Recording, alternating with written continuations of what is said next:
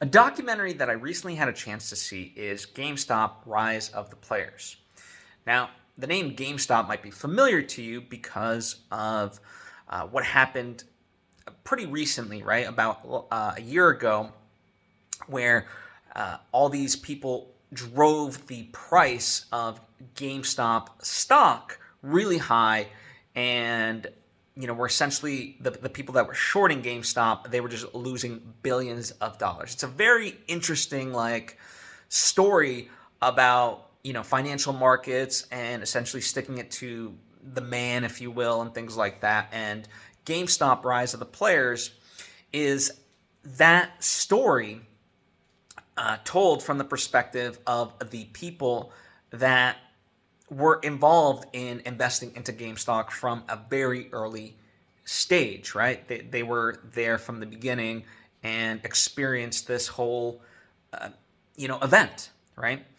And for me, while I think it's not a complete story, or not a complete story, but a complete picture of all those events, because it's from the perspective of these guys. I appreciate it because it has really riveting interviews with all these players involved, and I think it illustrates very nicely, what happened and what led up to that and so forth, and beyond just kind of from my experience, what I knew about it just from that short window of time when the stocks were going crazy and Robinhood blocked buying and you can only sell and stuff like that. I only knew it really for that short period of time, but this chronicles a couple years ahead of time, and then also what has happened since.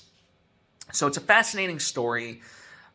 It's a fascinating, I really appreciate this documentary, and the way that it highlights this event that I lived through, and obviously you lived through. And so I encourage you to check it out. Now it's out in limited release in theaters. I don't know what in terms of streaming and stuff like that, but I'm sure eventually it will. But something to kind of mark the calendar, look out for, because I think it's a very fascinating documentary for all the reasons that I highlighted. And when you do have a chance to see it, let me know what you think.